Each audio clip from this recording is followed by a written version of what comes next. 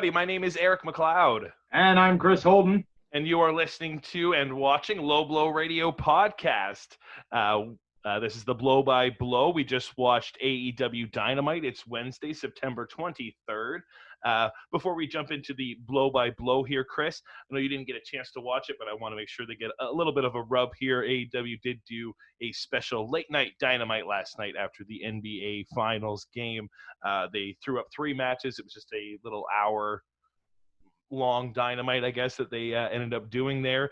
Just ended up being the 3 matches. There really wasn't much else going on there, but I definitely would want to highlight those a little bit.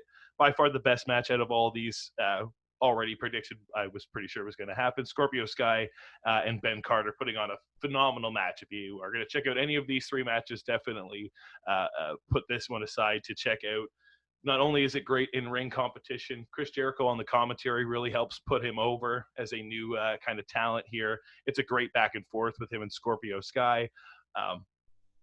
The Anna Jay Brandy Rhodes story progressed as Anna Jay ended up getting a victory over Brandy. We heard about that tonight, at least. Yes, yeah, they did end up bringing that up. I thought that was good as well.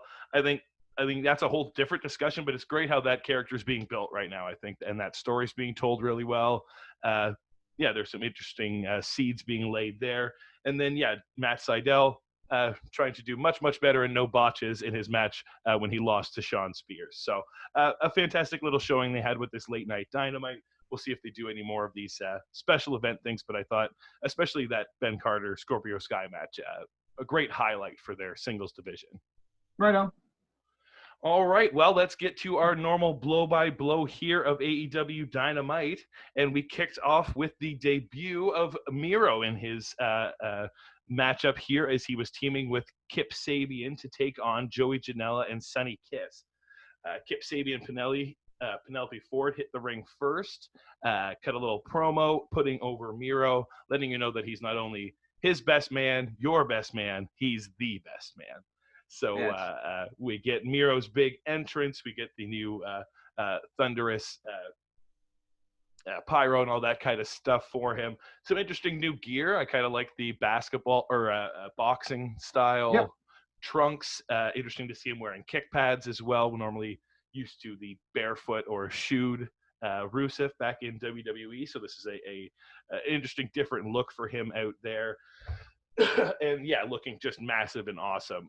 Also want to touch on before we get to the match, we had a little promo from Joey and Sonny kind of putting themselves over in this situation here. But the best thing was the little express drop that they had to throw in there, of course. I don't know if you've been following the story, but of course that was another little dig at old Jimmy Cornette there. So yeah, always. Joey and Jim don't seem to get along. I don't catch every single tweet and every single remark that they each make on each show, but yeah, I get the impression they're not friends. Joey's not going to any hot tub parties at Jim's house anytime soon. No, I don't think so, and I don't blame him for that either. So we kick this match off with Sonny Kiss and Kip Sabian, kind of doing a little bit of back and forth here. Sonny kind of gets the better of Kip in the early going. Just sort of dipping and diving around from him, hitting a really nice back handspring slap that he likes to do into the corner. Really kind of getting the early advantage there for their team.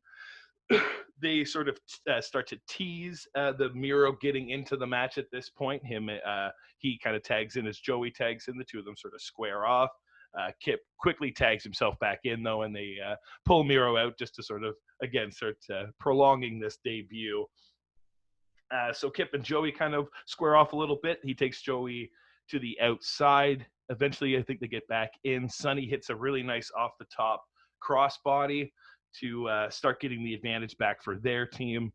They work Kip in their corner, a little bit of back and forth from the two of them, hot tags, as they kind of work over Kip Sabian at this point. Sonny hit a really nice standing moonsault, went in for the pin, and this was the first sort of heelish type stuff we saw from Miro as he came in and kind of broke this pin up, and not in the nicest way either, kind of kicking Sonny in the back of the head. And then the drop toe hold as well from Kip Sabian, and then as Miro came in, he hit a really nasty like that gut wrench suplex as he was picking up Sonny Kiss and tossing him around, hitting some European uppercuts as well. He just sort of really getting a bit of roughhousing stuff in there on Sonny Kiss, kicking him in the back, setting him up for a really nice punt kick for a 2 count from Kip Sabian. This seemed to be the kind of reverse of the kind of workover at this point. Miro and Kip get Sonny into their corner. They start kind of working him over, doing a fair bit there. Sonny is able to reverse Kip once they get back to more of the center area in a cradle for a close 2 count. As they break up, he ends up rolling over Kip's back to eventually get the tag to Joey. Joey runs straight over to Miro, starts smacking him in the face, really starting to piss off the big new guy here. They kind of brawl there on the apron side, eventually leading to the outside, hitting Miro with the big kick as Miro's kind of selling his leg a little bit. Not sure if it's sort of shoot or just to sort of draw Joey in. It seems to be the latter as he tosses Joey to the outside and then eventually brings Kip as well to toss onto him to really take the advantage for their team there. But Sonny Kiss was soon to break things up, get everyone back kind of more into the ring. A real nice thrust kick for another 2 count from Joey, starting to set up their team a little bit more. They had Kip on the outside. They're kind of going for that dive spot where Sonny stands on the ropes and Joey's ready to dive between the legs.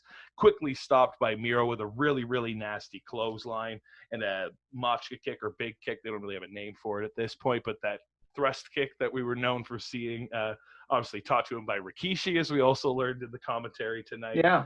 I was, kind of unaware of that, so that was kind of neat to learn. Miro's hitting the big kicks at this point. They do a nice tandem pop-up long blower, which looked really, really good for a 2 count. Miro tosses Joey to the outside, starts hitting some more machka kick, big kicks, whatever we're going to call it at this point, really laying it into Sonny Kiss, and then starts doing the taunts, all the hyping stuff that we're kind of used to seeing from Rusev. Now Miro in this situation here, the big stomp to the back and the now named game over laid in and getting the win for their team here in his debut. What did you make of this? Depends who you ask. Pardon me? Depends which one of commentary you ask on what it's called. I guess, it was a camel clutch. No, it's a or With cobra clutch. No, it's a camel clutch. No, now it's called the game over. JR called it the accolade, which is of course what it was called when he was Rusev, and believe it or not, they changed that too, Ross. Surprise! The first surprise! Many gaps from JR tonight. Well, what can you expect at this point from the old man? But what else did you make of this match besides the random commentary of JR? I did think they did a nice job on, ironically, on commentary on the hard sell on Rusev's look. That he is such a beast of a guy, huge, athletic, and how well he moves for his size. And that seemed to be a lot of the focal point of commentary. One of the key tenets of storytelling is show and don't tell. Yeah. But wrestling, that's what wrestling commentary are the guys to tell you what you don't need to be told sometimes, just to reiterate and reinforce. And that they played that role to a T in the match, I thought. And picking Joey Janela and Sonny Kiss to a degree to be the guys to come out and take a lot of these big shots and sell for Miro in the debut, a perfect choice, right? Yeah, no, I think not too bad at all. A nice way to sort of, get a nice, a little bit of a look at Miro in a tag match. Again, you're just kind of getting those teases of what somebody can do, and you eventually want to see the singles match. But I like this kind of slow build to that eventual Miro singles debut that we will get. And this was a nice, to sort of tease as to maybe just how he will wrestle now and that kind of stuff and the new look. And I really enjoyed this. Plus, it's Penelope gets a front row seat. So when she leaves Kip in a few weeks to be with Rusev, it's going to be because, I've been watching him save you and destroy all these guys that it turned me on. I don't like you anymore, but I like him. Well, Joey already there, right? It's got to. You can see those other. It seems like the most obvious angle, and I mean, even Joey was warning poor Kip about his proposal to Penelope Ford, as we all are, whether you're aware or not. When Joey was signed to come into AEW, Penelope was partnership deal at that point. They were a duo at that time, but no longer, as she is engaged to Kip Sabian at this point. So yeah, we will see where that story plays out, but that certainly seems like the inevitable ending of that one. We got Eddie Kingston next, talking about he gets a shot tonight for the world title, meeting Jon Moxley. Yes. For 18 years is what he deserves this shot. John, you sold out while I never did.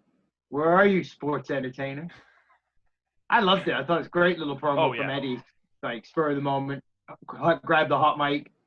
I think that's what if you don't know Eddie, you can grow to know that this is what you can expect from this guy. You can give him a microphone and just a direction. little bit to say and a little bit of direction, and he will cut something pretty awesome. And this was, just another fantastic. I like the just coming straight down, staring at hard camera. He's like, I'm talking to you, people at home, all these dorks down here in the crowd. Like, I'm letting you know, like, if you don't know and you don't watch the social, I'm the one fighting tonight. Because if you were unaware, the match that was supposed to happen, the big 6-man tag, Lance Archer had contracted Corona-19, so he is unable to be performing at this show. So a couple of change-ups and things here. So him being removed from the card, and then they kind of slot Eddie in here. And I think, whether they were going to plan to do this down the road, and that's why Eddie's been cutting the I never, lost the Battle Royal, all that kind of stuff. If it was inevitably building to this and they just kind of had to pull that trigger a little earlier, hey, good thing you were already kind of building it, because Eddie was already had a reason to be going after the champ here. So a great person to slot into that position, and can't wait to get to that match, because he calls out Moxley at that point. Moxley comes storming down to the ring. They get a nice face-to-face before the referees are in there to break them up. No big brawl or anything. They just go their separate ways, and we will wait till the main event to see the two of them collide. Our second match of the evening is Hangman Adam Page taking on Evil Uno of the Dark Order. Once again, Kenny Omega is coming out to the commentary booth. We're told that he has declined a tag team match. Once again, he was offered himself and Hangman to take on Evil Uno and Stu Grayson, but he wants to be focusing on being a singles wrestler. Yeah. Or commentator, maybe, right? I mean, I've seen him do that way more than singles wrestler lately, but he said in the time, at the very end, he said the time and place and when it means the most for the rankings. And I got my prediction. I think that's planting another brilliant seed in that statement alone. But right. No, I think he was doing great to plant seeds. It was nice to see him on the commentary yet again. Yeah, there was something else that I was thinking of, but I can't remember now. But it was the fact that I kind of like, before we kind of get into this, that they're, we'll see how this kind of plays out, but they're sort of alluding to that AEW was sort of offering them rematches to the matches that they had won as tag team champions to sort of reinvigorate themselves as tag champs. Instead, they're being competed as singles matches for Hangman. So I kind of like that like Hangman's still proving that he could beat these teams. Well, not both of them, but individually on his own as well. So I think there's some interesting story elements being played out there. For sure. It's brilliant. While Kenny is denying Hangman and himself the opportunity to keep their team in the number one contender spot, even saying, just remove us from the rankings, I don't want it in it anymore, and telling us clearly on commentary, I want to do this instead. Yeah. Hangman's taking singles matches, which is steadily moving him up the singles rank. That's going to be important in about 5 minutes. So we get a lock-up and a clean break from Uno in the corner, which is, I think, trying to set their story again of, hey, we like you, Hangman. We always wanted to recruit you, remember? I'm a good Evil Uno guy. I'm not a bad Evil Uno guy. More lock-up. Uno ends up in a headlock. We get some exchange of shoulder tackles. Uno knocks the Hangman down, who manages to leap up with a big boot up into his face. Hangman hits a nice snap suplex. Page ends up eating an elbow in the corner, though. And he gets Uno onto his shoulders and tosses him like over the top of his head. Kind of a reverse from the fadeaway slam, almost from the back to the front. Yeah. And Kenny Omega, this is the first time on commentary where he starts to sound like he's impressed with what he sees in the ring from Hangman. Then he picks him up into a fadeaway slam, but he bridges it. Gets a 2 count out of that one. And Kenny again mentions specifically, I'm impressed. Gets some chops. Uno backdrops Page. Starts stomping a mud hole into him in the corner. Page reverses it. He knocks Uno onto the floor, launches himself over the ropes onto Uno. Kenny, once again, impressed with the way he's willing to throw caution to the wind. And he shed some of those pounds of flab that were protecting him and keeping him being a defensive wrestler. And now he's better now, says Kenny. So he likes what he sees. A nice use of the referee with the leg toss thing as Uno grabs Hangman's leg, tosses it to the ref. While Rick Knox is holding his leg, Uno grabs Hangman, spins around, and hits him with a neck breaker. Yeah. And they know on commentary that was weird that Knox held on to Hangman's boot like that, almost assisted Evil Uno with the move. Evil Uno whips Page from corner into the corner, and we go to picture in picture. There's a foot in the neck choke in the corner. Page starts his comeback, but it's cut short with a backbreaker and a 2 count. Uno tosses Page out of the ring. We get some more comeback attempts, and there's a nice flip-flop from Hangman Page off of the apron. Throws himself onto Uno on the outside. He heads up top, but Uno rolls in and pushes Page down off the top ropes. And then my feed cut right into real ads, where the whole screen just went to ads, said in commercial. So I assume everybody got a commercial. I don't know if they say picture in picture for some people. But by the time we got back from the break, they were focusing on now the Dark Order were Hangman's kind of on the ramp and on the outside, and the Dark Order are approaching on him and encroaching on his space. And Kenny's teetering on the brink of leaving the desk, maybe to go and stand with Hangman. But he explains this, no, it's not necessary. I'm not needed down there. It's okay. I'm going to stay right here. But I am right here. But I'm right here. I'm going to stay right here where I am. Yeah, because I don't get the picture-in-picture on Fight. I get it's just the full stream. So it's unfortunate because the commentary at this point, they were sort of laying into Kenny a little bit. They're like, well, I mean, you see Hangman's kind of outnumbered out there. Why aren't you sort of, if something happened, would you? He's like, well, I mean, if something really absolutely happened, if he really, really needed me, yeah, sure, I'd be there. But he right now, he's doing his thing.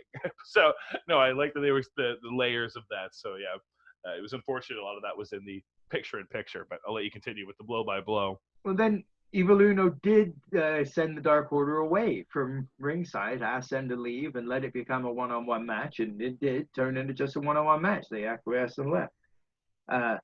Eno drops a... Oh, Eno. I'm going to call him Uno. How about that? Uno was dropped spine first onto the apron. Page misses a leaping clothesline, but he hits a fall-away slam into a shooting star press and gets a 2 count. Nails him with a lariat in the corner 1 time, 2 times. Goes for the 3rd time. Uno's too fast for that, and he stops him with the 3rd one. Evil Uno heads up top.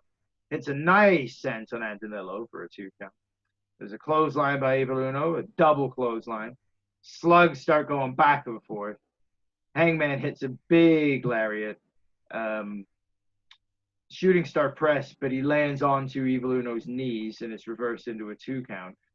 Again, they do the foot spot with the referee Knox, but this time, because it's Uno's boot he's holding, he drops it right away. But it doesn't matter because Page hits a powerbomb on Uno anyway for 3, and then a big buckshot lariat stacks him up for the 3 count. Kenny Omega on commentary, as you noted, he said he's proud of Hangman Adam Page. He's going to wait till there's a one-on-one match that does the most for him in his rankings. And I'm telling you right here, I call it right now, he's waiting until the day Hangman is ranked 1 or 2. And this is now the time. Yeah. Where it means the most of my rankings. I'll fight Adam Page.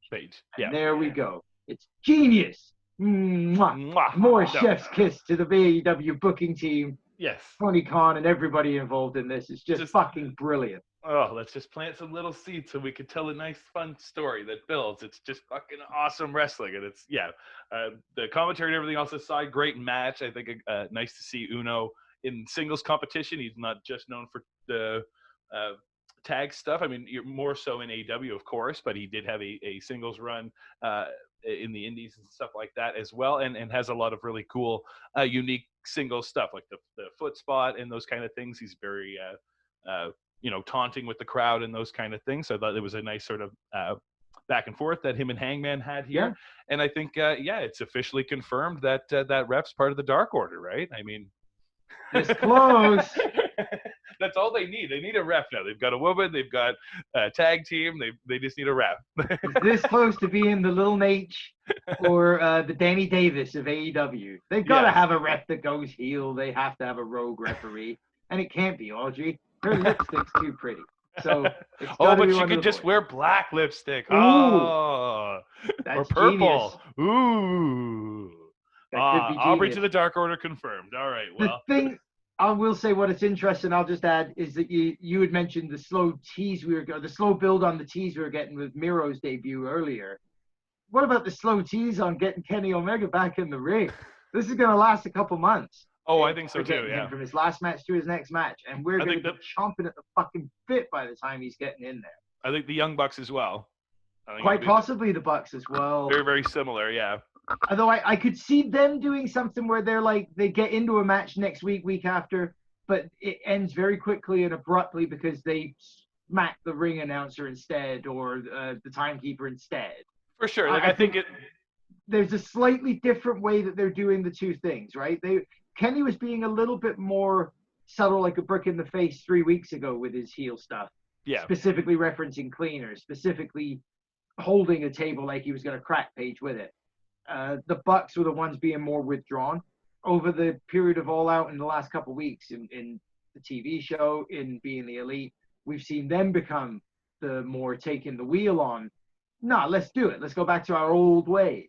Yeah. And he seems the one that's more withdrawn from it almost now, which is interesting. And again, just these stories and these characters, they're so fucking rich and deep. It's great, man. It's exactly why we watch.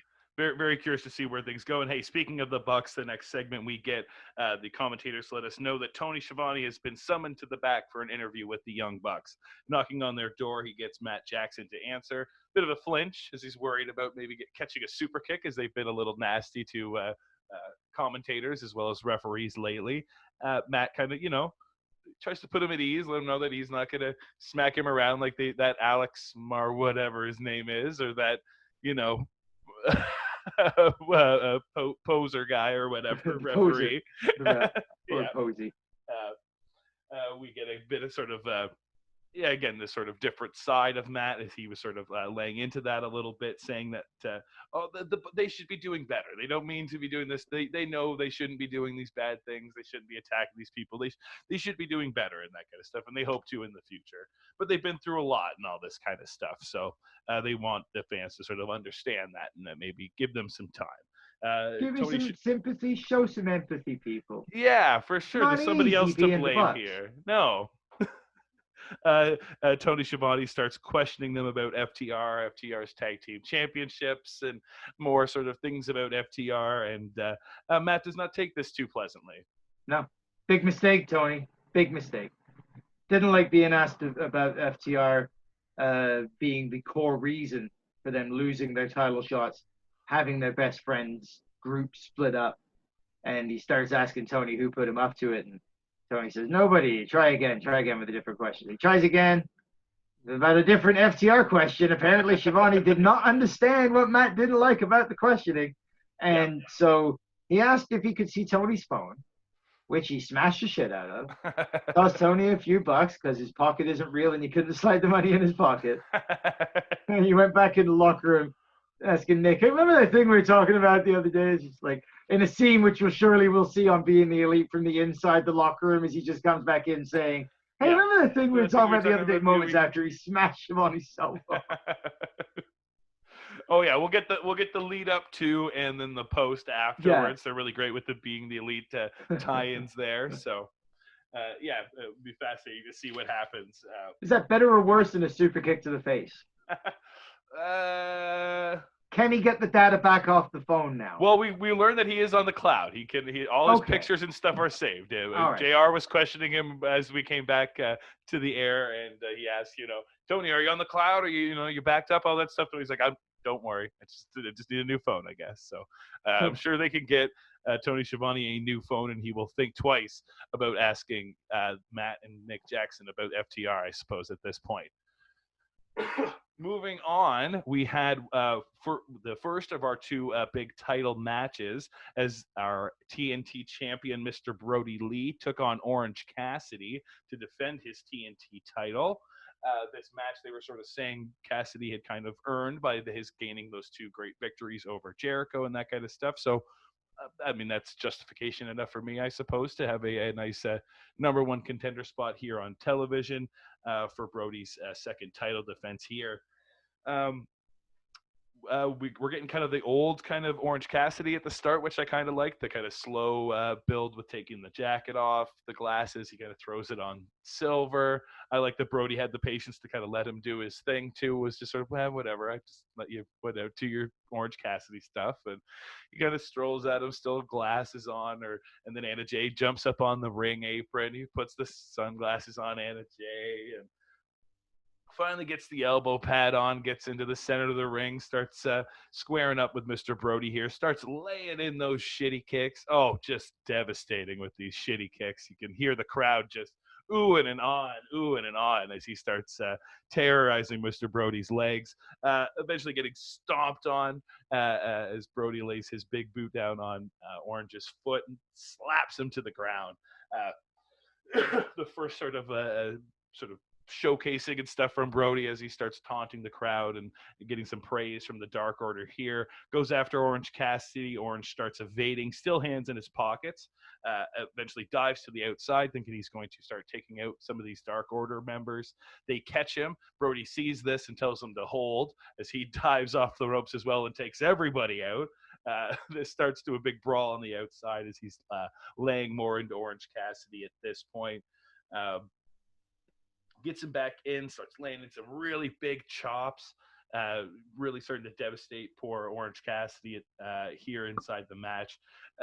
We'll sort of beat him up a little bit, toss him to the outside, distract the ref while the Dark Order starts swarming Orange, laying in their offense as they toss him back into the ring. Brody will work him over a little bit, little rinse and repeat here as he tosses him back outside. Some more Dark Order taking him on there, and then as Brody sort of again taunts the crowd, it's nice to hear them chanting Brody sucks. Cool to hear chants tonight, like actual sort of natural crowd response, not the sort of stuff you're more like people being told what to say type thing. Them just sort of coming up with their own chants is always a nice fun thing to see it in a wrestling match here. So the two of them get back into the ring. Orange Cassidy attempts a nice his sort of swinging DDT, which Brody reverses into a beautiful boss man slam. He has that down just, perfect. Looking really, really devastating there. Starts working Orange over with a headlock and a big boot and stuff like that. This is in the picture-in-picture, I believe, whipping him into the corner. Some more slaps and chops and stuff like that. Getting him down to the ground, a nice slingshot up into the ropes. A real nasty half and half suplex as well.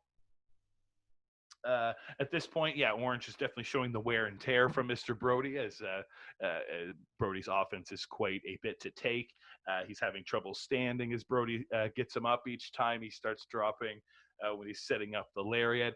Commentators are getting over that they're unsure if it's Orange actually being hurt, or is this just Orange being Orange? It seems to be the latter as he baits Brody into a roll up for a 2 count. Brody for the 2 count.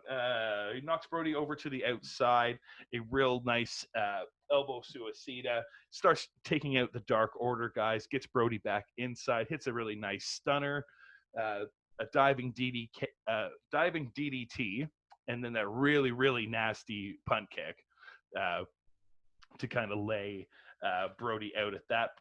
He hit that real nasty punt kick and pissed Brody off as he no-selled, jumped right back up, and then Cassidy was finally able to hit that swinging DDT, and then that really good air raid crash for another 2 count, getting the sort of most offense out of Orange at this point, kind of getting himself riled up. He does his big kip up and all that kind of stuff, takes the elbow pad off. You think he's setting up for the Orange Punch or Orange Crush, whatever it's called. I can't remember. Silver sees this happening, runs in, takes the punch instead of Mr. Brody. A bit of distraction here for the ref. Brody goes for the lariat, misses the first one, but catches Orange with the second big lariat, lays Orange out here for the 1-2-3, and keeps his TNT title. What did you make of this match? I like the match in general. I like the finish. I wasn't a fan of what I felt were a lot of repeated spots through the match. I thought they could have cut 5 minutes and just done a lot of the spots one time. Yeah. Having said that, I thought it was a very good flow between comedy segments of a match and really serious segments of a match. And I think they do a good job of that. We know that Orange can work both styles. We know that Brody can work both styles. We've seen it for years from him. So, yeah, I think they did a seamless kind of weaving between the two styles, if not just for the fact that it was maybe a little long. Yeah. It was fine, sure. and I like the finish. Sense. It's you sort of, it's hard to make an Orange Cassidy match last 12 minutes, and this was a nice way to sort of tie some of the typical Orange stuff in with a nice Brody laying a guy out, but then sort of letting it linger because he was, annoying the crowd and that kind of stuff more. But no, I agree. They did sort of repeat a lot of spots, as I kind of was saying. There are a lot of kind of rinse and repeat with some things as they, weren't really coming up with new creative ideas. But I agree with, I like they were mixing the comedy in at this point, which again just shocks me that there was no comedy in the Jericho feud. It was just all serious, and Jericho can do comedy. And other than the orange juice, like, it was comedic, but there were bits I think were supposed to be comedy, and then but trying to bring it back to serious. I think a lot of the point of that. Yeah, I guess dropping the orange juice on him and stuff like that. I was just expecting something from Jericho's end, for him to not do any comedy, for him to be the straight guy, whereas maybe it could have been a bit more back and forth. But maybe down the road. I think that was the point of it. Was that his idea was we're going to paint this side of the character. Yeah. We know this side of him. We want to get this side over. No, so I think, as you had said, if you want to go now for fans of Orange as he was, we want to see him revert to that guy. We know there's this layer now, but go back to the hands going into your pockets and the shinny kick guy. Yeah, so seeing this match out of him tonight, we saw kind of both sides of that out of him.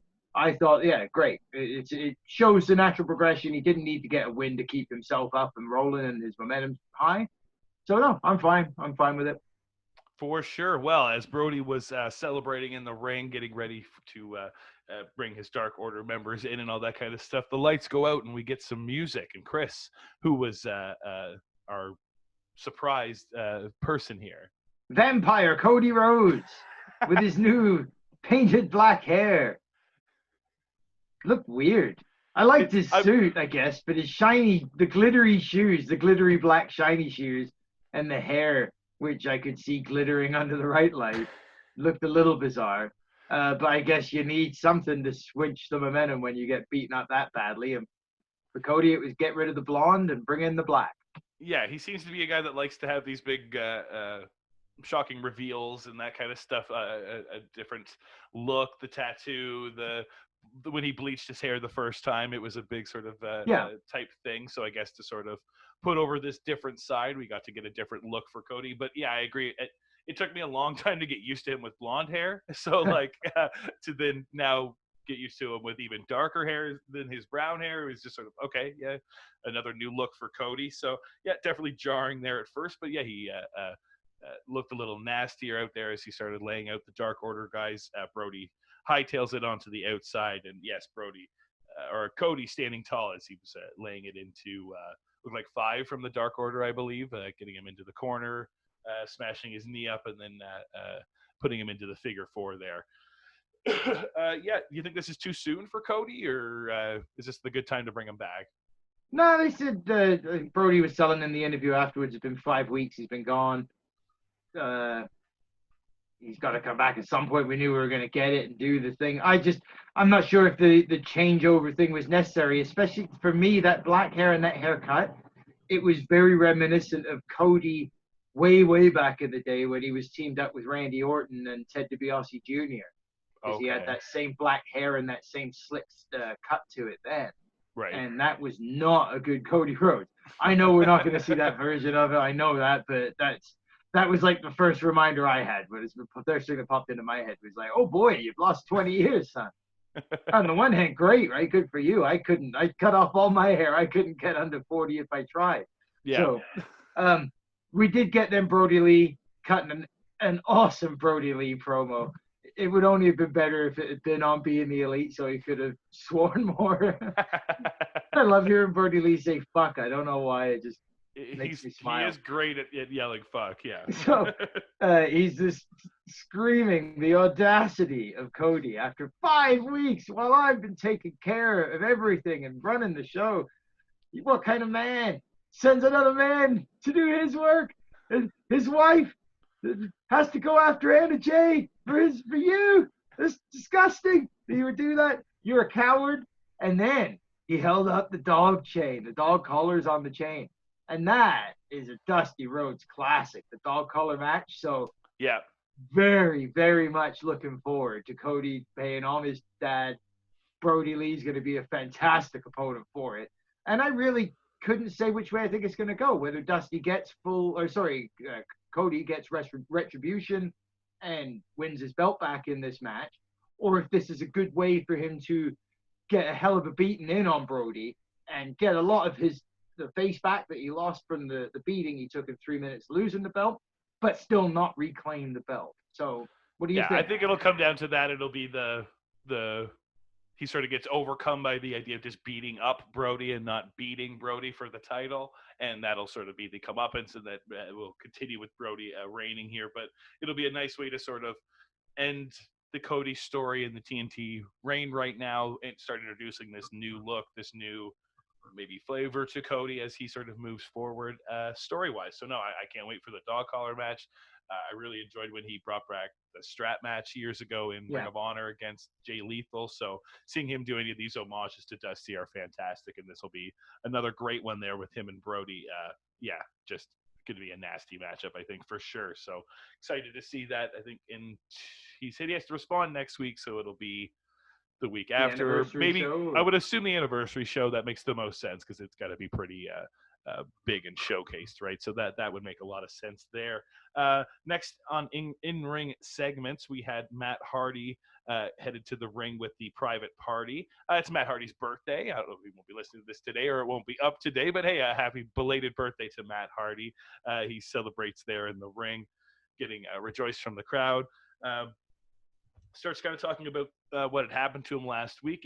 What he thought was a masked assailant had attacked him with a crowbar or some sort of metal object, and then the only people he saw afterwards was Chris Jericho, and he was holding Floyd. So he was a little suspicious of Chris Jericho, had called him out as kind of accusing him as being the attacker here, and this brought Chris Jericho out to the ring. Yeah, Jericho came down. He didn't like being accused of being the attacker or being called an asshole. He came out with Floyd and Jake Hager and Private and Powerful. Excalibur says at this point, he's like, we got the full complement of Inner Circle on the stage. And I'm noting down, I'm like, wait a second, there's no Sammy, no mention of Sammy. He just said the full complement's here. Uh-oh, where's Sammy? Or we just dropped him. And then immediately Jericho starts talking about Sammy and brings him out. And Excalibur says, oh, I got to eat my words. Like, well, thanks a lot as I have to scratch everything out. So I said it because I wasted all that finger energy on it. So figured that Hardy starts mouthing off to Jericho. He's going to set up a match, you assume, for sometime in the future. But Mark Quinn steps in and he says, no, don't worry about it, bud. You're not cleared, but I'm cleared. So I'll... And then Isaiah Cassidy steps up. He's like, no. You hold on. I'm going to be the one. So Isaiah Cassidy's the guy that smashed Matt Hardy in the leg, right? Because he's the one, this limelight. This is where we're headed.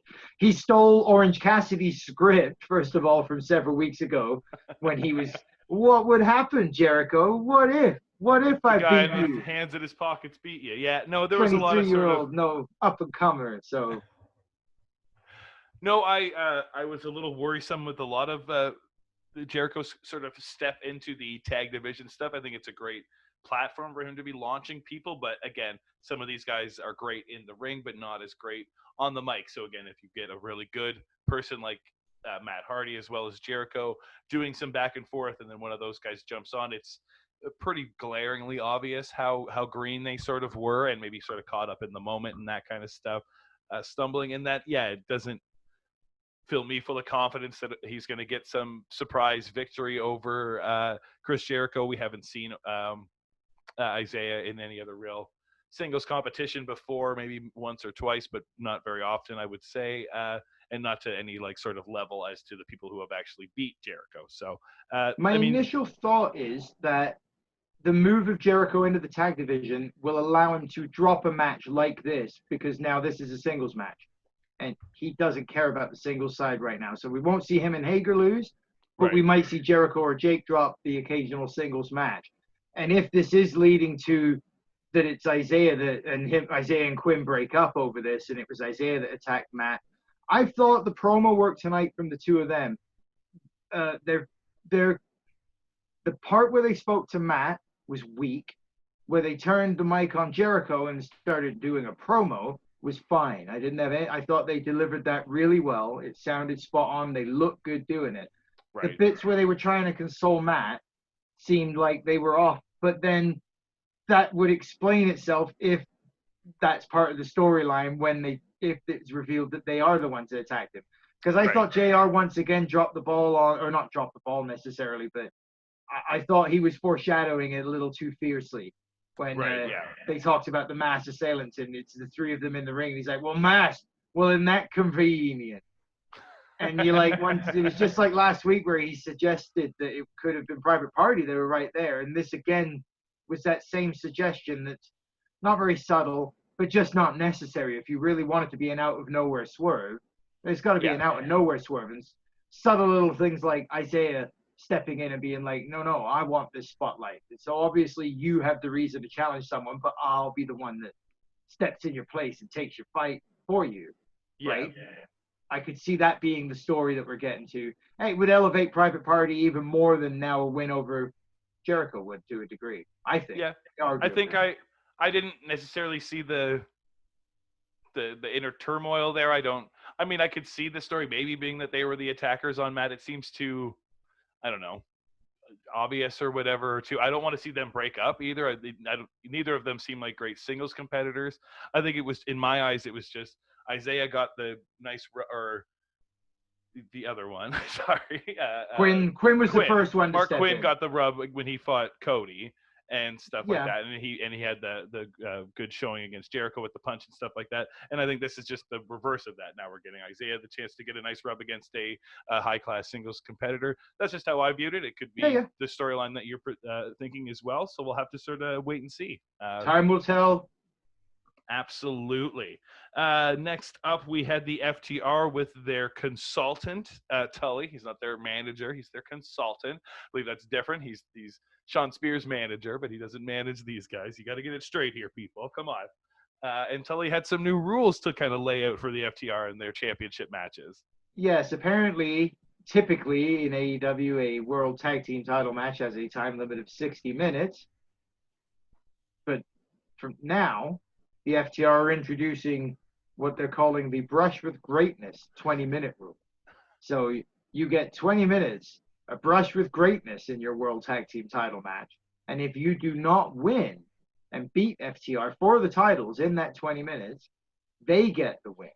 Yeah. So you don't have to lose to lose. They don't have to win anymore. It's champion's advantage taken to the next level. It's just wrestler's advantage now. So the ultimate champion's advantage rule. Yeah. And the first team that they're giving this opportunity to next week, they couldn't remember their names. It's an acronym. They're from Southern someplace. SCU. That's it. The first champ.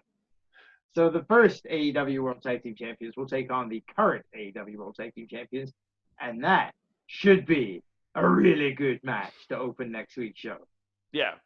This is like where I'm a little torn in the fact that I'm enjoying that Scorpio is on a great singles run right now, but when they talk about them kind of taking on SCU, who were the former first tag team champs, I kind of wish it was Scorpio and Kazarian. Like, it's more likely it'll be Daniels and Kazarian because they've been the SCU tag team as of late. But they could... I want to see Daniels and Kazarian. Oh, fair enough. Yeah, so it's different strokes for different folks. I like Kazarian and Daniels just fine too. I think they're a great working tag team, but I like the idea of the actual first the two guys that held those belts taking on FTR. That's where I was more getting at with that. Honestly, it could well be, because don't get me wrong, this guy can hold his own more than capably in there. For me, it's a nostalgia act. It's seeing those two guys in particular. Yeah. As SCU taking on FTR. There's so much history there and so much other stuff, background, right? Which with knowing AEW and knowing how Excalibur will talk and JR will just say things, they could well delve into a lot of the TNA history of SCU and their tag team pedigree, and maybe bring up some of FTR. So I'm really interested in hearing some of that stuff.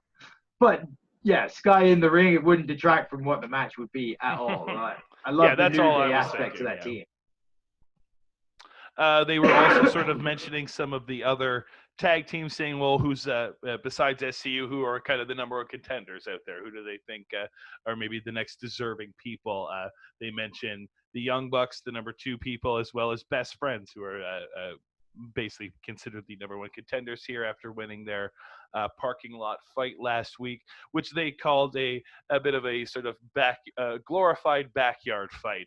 And the Best Friends wanted nothing of this, so their music hit and they came storming out, letting FTR know that they were in a war last week, and they even though they're a little beat up and roughed up here, they're ready to jump into the ring.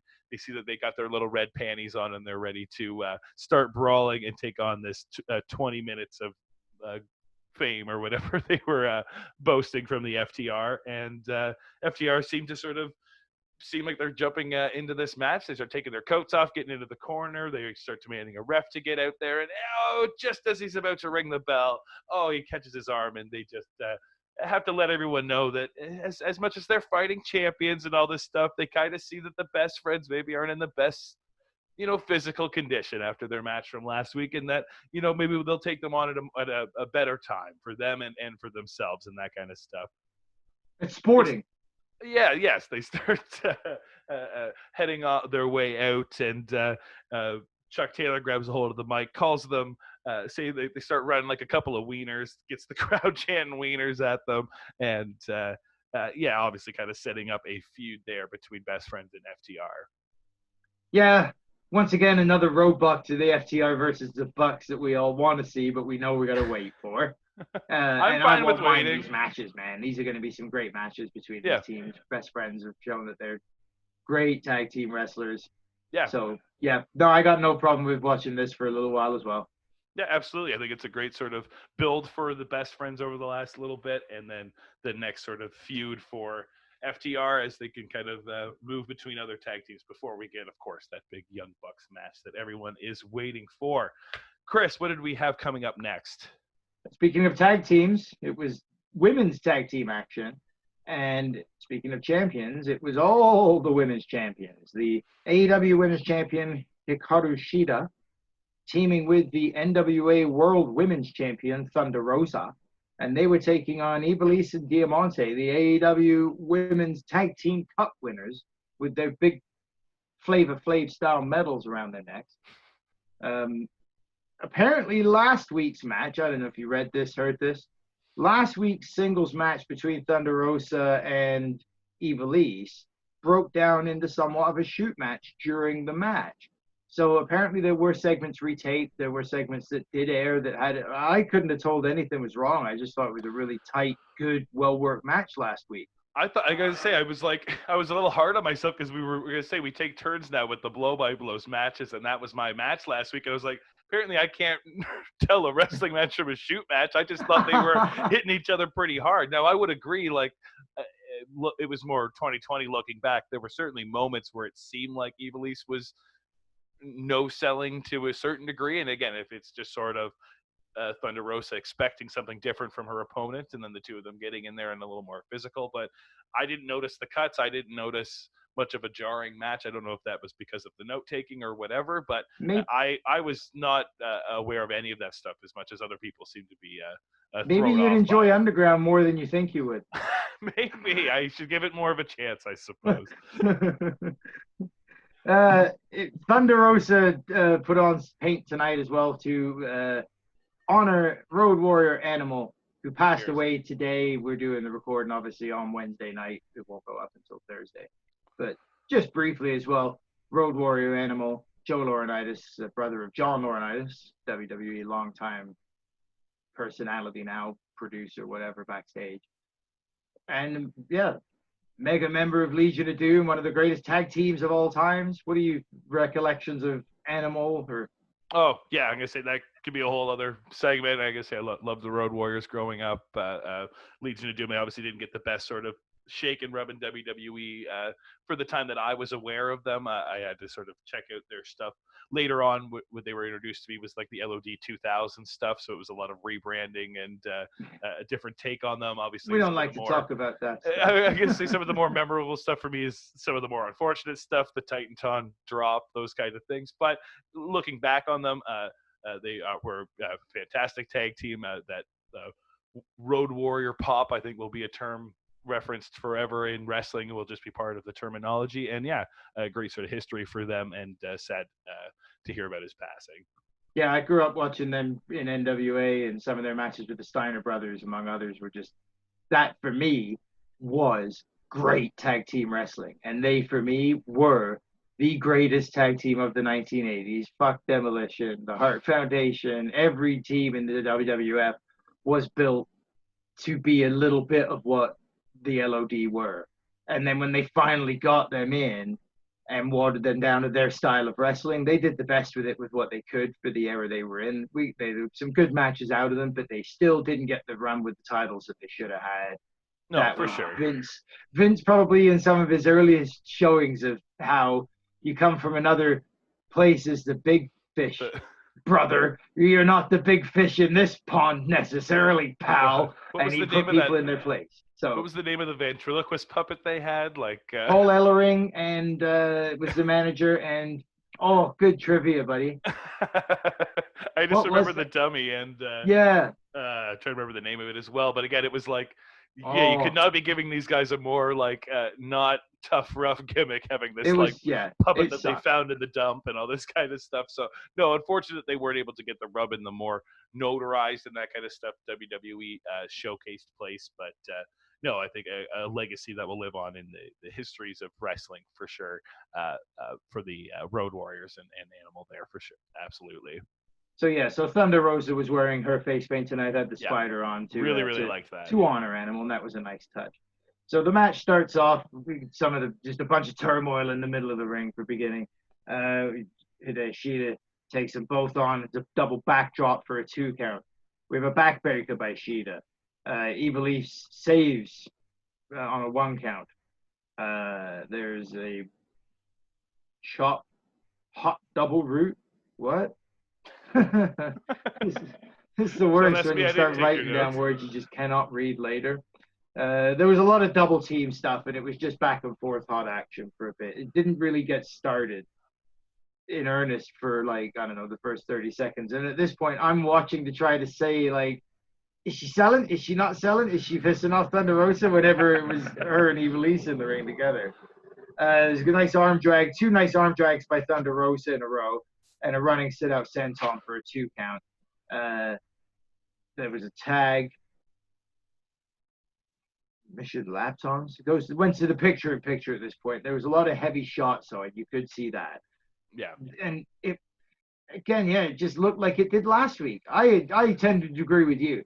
I didn't see it as shooty last week. I saw it as that's the style in Japanese and Mexican wrestling, isn't the outlandish North American selling.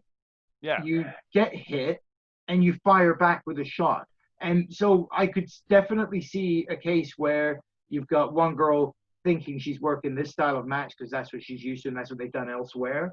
And maybe Thunder Rosa thinking, no, I'm the NWA Women's World Champion right now. When I throw whatever, you're going to sell it like I've hit you with a lead pipe, okay? And she just didn't play that game.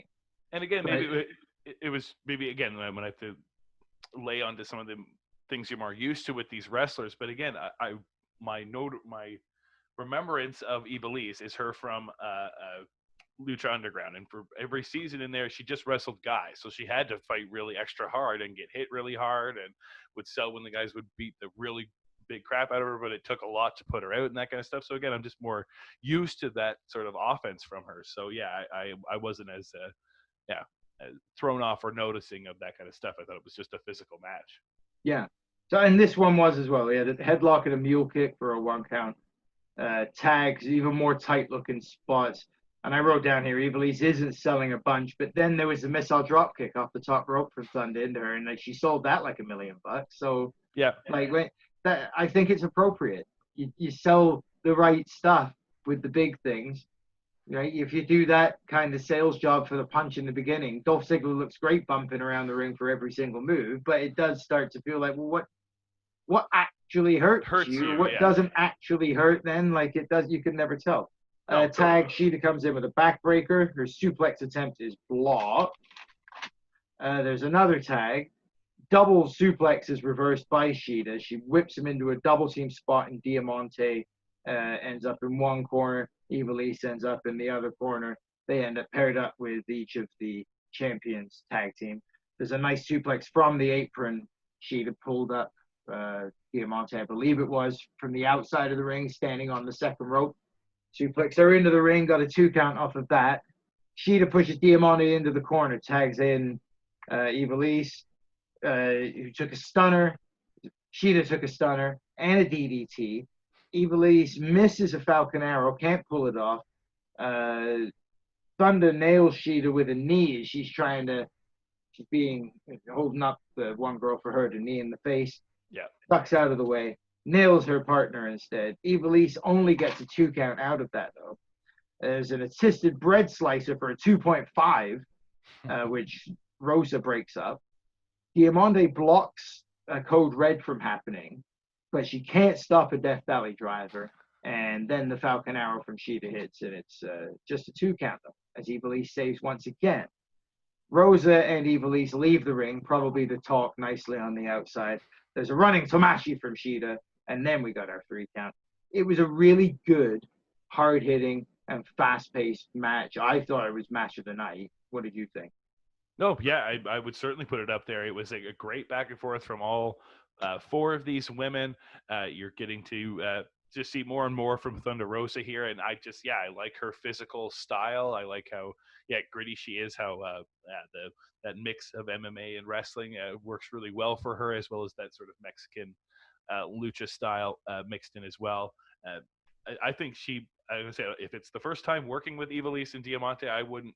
It'd be hard for me to pull that out. I would have thought these girls had wrestled a bunch of times before and that kind of stuff. I thought they work really well together, and I'm curious to see more in the future. I hope there's not a whole bunch of backstage heat and they don't actually get along and don't want to wrestle, because I think there's good stories to be told. And sometimes you can have a Brett Shawn situation where you don't get along, but you end up having a good in-ring kind of chemistry. And sure. I see some chemistry between Thunder and Ivelisse for sure. So I like the push for Eva. Girls. All 4 for sure. I think Diamante's getting a great rub from Ivelisse, and vice versa. Their tandem stuff works really well. Because their gimmicks are so close, it's nice that they're kind of together, and we're getting to sort of subtle differences as well there. And then, nice place to put all these women on that same level with Sheeta now, so she doesn't feel sort of lingering at the top while everyone else was sort of way below. For sure. Yeah. If you're Billy Corgan, are you worried at all that you're losing your champion here, or are you just as soon as you get a show back, you got a whole bunch of favors from Tony Khan to cash in and get a bunch of talent on your show?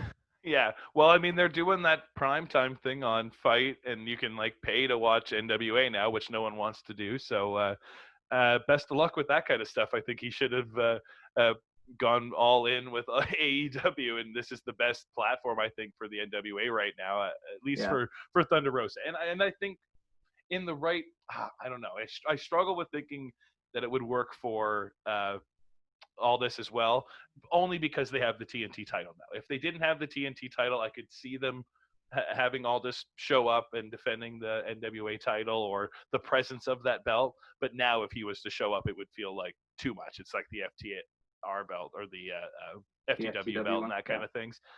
Just too much sometimes of a good thing. But no, I think all in all, good match from those women. Excited to see what happens in the future there. Heading to the backstage, we had Dasha, that's her name. Yes, Dasha interviewing Jericho, kind of getting his response to Isaiah, and he was sort of letting him know that he was going to get the only shots he was going to get next week were the left and rights of Le Champion. He was then interrupted by MJF. They had a little bit of a back and forth. Eventually brought up the fact that, hey, why did you call me a loser last week? Right after they finished kissing each other's asses and calling it ice cream too. Yeah, then they got into it on the calling each other a loser front. It was great. Yeah, both really had some great little excuses there, as MJF says he was actually calling the limo drivers losers, Jericho calling Shivani a loser. All believable. Yeah, all absolutely believable excuses, and the two sort of say that both are all right, and they kind of go their separate ways. I liked MJF's spot-on impersonation of Tony Schiavone. I'm Tony Schiavone. I've got a microphone. It's perfect. It's exactly what he sounds like. I'm doing an interview. It was like looking at Schiavone. So then they ran down the card for next week. We got Y2J taking on Isaiah Cassidy. Britt Baker, Dr. Britt Baker, is back. She'll be on TV. FTR taking on SCU in a 20-minute brush with greatness for the AEW World Tag Team Championships. We have Ricky Starks taking on Darby Allin for the first time in a one-on-one. And Jon Moxley, whatever happens in this main event tonight, he'll be on TV next week. So don't let that spoil that he might. Meanwhile, here's the two matches he's booked for to defend his world title in the next month. And now, Jon Moxley, everybody. Yeah, they do their best to not sort of, lay their hand out fully in front of you here while they display what's going on next week to sort of tease that Moxley will be here regardless of the belt, and then that they have to slot Eddie's picture into the title thing where it's like, yeah, one or the other. You don't know who could be fighting next, or Lance Archer. I'm pretty sure I know who's winning this match, but a fantastic main event here, even though it seemed like kind of last minute thrown together, but still a fun matchup altogether. If you're going to have a last-minute thrown-together matchup for Jon Moxley, I don't know if you have a better opponent on the roster outside of Joey Janela than Eddie Kingston. Yeah. No, especially, for new, fresh matchups for Moxley that can come out of nowhere and instantly be exciting. And you were like, after that promo, the start of the night, I was riled up and excited to see them finally get into the ring here at the end of the night. So I think that was just enough build that you needed for something as last minute as this. They kind of square up a little bit as the bell rings, a little bit of back and forth there. Some old school kind of lockups back and forth as well, kind of showing some back and forth technique there from Moxley and Kingston. This leads to a big slap from Eddie Kingston, and that kind of awakens Jon Moxley there as he slaps him back. They start chopping back and forth, and it leads into a lot of that sort of big chop game that you see in Japanese matches more often. The back and forth chop for chop type thing. Kingston ends up getting the sort of upper hand, hitting a really nice clothesline eventually to take Jon Moxley to the outside, start brawling with him there. The commentary really putting over, hey, there's finally an opponent that is gleeful to be joining Moxley here on the outside for some back and forth. The two of them kind of brawl around the outside ringside area. They get back, or Moxley's kind of thrown into the ringside area, like where the bell is and all that kind of stuff. They kind of brawl past the barricades and whatnot, as they're also kind of mentioning on the commentary that the refs being a little lackadaisical in this title match, letting kind of Moxley and his matches play out as they do to get the sort of best of things here. They brawl back to the ring. Moxley gets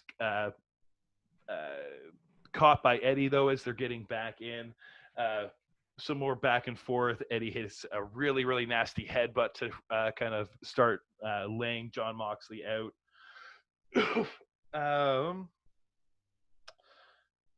Kingston got him in the stretch plum at this point. Starts kind of the more wear and tear on Jon Moxley. I think they were going into the commercial break-ish type stuff at this point. Wearing him out there. laying him out with some chops and stuff like that, getting the submissions going. Jon Moxley eventually getting the comeback, taking him to the outside, hitting a really big dive and a nice suplex on the outside. Back into the ring. They are brawling a little bit. He catches Kingston in a bit of a Muay Thai plum, starts catching him with some knees that eventually he drops him into a really nasty pile driver for a 2 count. Gets some elbows in the corner, but Kingston is able to reverse that into a really good power bomb. Back to the chops, sort of back and forth, as the two of these guys are certainly showing the wear and tear at this point. They start hitting German suplexes on each other. Kingston hitting the more so. It starts sort of back and forth, and then Kingston getting more of them off. Eventually getting a close 2 count there on the champion. Some corner chops, I believe, from Kingston as well. But they start talking about how he seems to have maybe hurt his hand during some of these chops and slaps and the rough go of this matchup, and that maybe that will affect his finisher, which he ends up going for next, the spinning back fist. He ends up missing that. Moxley is able to dodge out of the way. He dodged past the spinning back fist into a rear naked choke, jumped onto his back, took him to the ground, was able to reverse it into that real sort of wrenching bulldog choke that he choked out Brody Lee with. And he did the same thing to Eddie Kingston here as he went to sleep, and they rang for the bell in a nice solid 12-minute match. What did you make of this? Yeah, it was a good match. Tough and rugged. What you kind of thought it would be, a big brawl between Kingston and Moxley. Both of them reverting kind of even further back into their arsenal of tricks. Kingston not as far back as Moxley. He was wrestling in church basements a month ago doing this stuff. So yeah, I thought it was great, though. I loved it. I thought it was a lot of fun to see that kind of smash mouth, real brutal. They both pull off that very realistic look to what they do. Yeah. With it being so violent and extreme within the settings and the confines of non-extreme wrestling that we see now, right? Yeah. So, no, I thought it was great. And I like the fact that they're selling that finish as something different from Paradigm Shift. Yeah. In that so for these tougher guys where Paradigm Shift probably won't keep them down anyway, I got a chokehold to put them to. Yeah. So it's nice to see Kingston put into that level of opponent as well. Mm-hmm. Yeah. I gotta say a chokeout is that next level of not taking a pin or whatever, right? That fact that he was, again, just has a reason to boast and things like that after the fact that I didn't tap, I didn't submit, I didn't get pinned, I got choked out, right? So no, I think a great showing for Eddie here in the main event. Definitely showing that they're behind him in more so than just keeping him as a mouthpiece for some of the other guys. And in the last minute, kind of getting thrown into this main event with Moxley, and Moxley showing why he's a great AEW champion. I'm always pretty excited to see him in there, and if it's a last minute title match, it's even more exciting. So was happy to see that. Back to the match. Moxley, of course, gets the big win there. Before he's able to celebrate, he's attacked by the Lucha Bros. They start really laying it into Jon Moxley here. He's eventually saved by Will Hobbs, who was supposed to be his partner for their matchup. That was supposed to happen this week. And then this brings on Darby Allin's music. We get him returning here with his skateboard, taking everybody out. That draws out Ricky Starks and Taz, and we get a whole bigger brawl as the Lucha Bros and Starks and Taz seem to be reigning dominant over Will Hobbs, Darby Allin, and Jon Moxley here in the ring. What isn't fair, right, is that whenever Darby Allin's going to surprise everyone and come out, they play his music, and they warn everyone. So the music guy, hates Darby Allin. He's like, oh, Darby's coming. But then when Ricky came out and Taz, he didn't play any music, so there wasn't a warning. So that's not fair. That's a thing. Yeah, that's fair. It's certainly a thing. It's they should just, all of a sudden, the camera should just pan to be like, is that a half pipe ramp? What? Ah! And he should just come diving off, right? Like, who put that there? The Rochambeau from Ricky at the end to finish it off was nice touch. I thought he delivered that nicely, and Darby takes everything well. So, yeah. No, nice I think, finish. Nice Good to see show. the heels standing tall, the sort of separate two different storylines there, but willing to sort of participate in the ring together as they both sort of try to glorify themselves. And I think a nice sort of end to the night. Obviously, they had to switch things up here due to circumstances, but I think they did a great job to keep things very entertaining. Yeah, and we still, like you said, we got aside from the big boys that can't play this week because they got COVID, we got all the guys that were going to be in the storyline instead. We got that advance a little bit. Plus, Eddie Kingston got an extra rub, and his boys got to join him for that too. So I thought it was great. Fine episode. Went by pretty quick as usual. Absolutely, yeah. I think I'll watch again next week. I think it's drawn me into. All right, well, that about wraps it up here for the Blow by Blow. Chris, do you want to let everyone know where they can hear us? You can hear us, if you're lucky enough to live in Ontario, Canada, on 88.7 FM, The River Radio. Every Wednesday night at 7 p.m., we do a show called LowBlowRadio. If you're not lucky enough to live in Ontario, you can check it out online, 887theriver.ca, and we're under the archives. Also, this podcast is available on sounder.com, where it broadcasts out from there to podcast sites all around the world, thanks to the internet. Thanks, internet. And yes, thanks to the internet, we are also here on YouTube. So if you're watching, thank you for doing so. Drop us a like, ring the little bell for notifications for when our videos come up. Hit the subscribe. Every Thursday. Yes, don't worry about the bell. Usually every Thursday. Comment. Cross your fingers for my editing and those kind of things. I do my best to keep them consistent there. But yes, get in the comments. Let us know what you think of these videos. And we'll be back for another Blow by Blow next week. We'll see you all then. Take it easy, folks.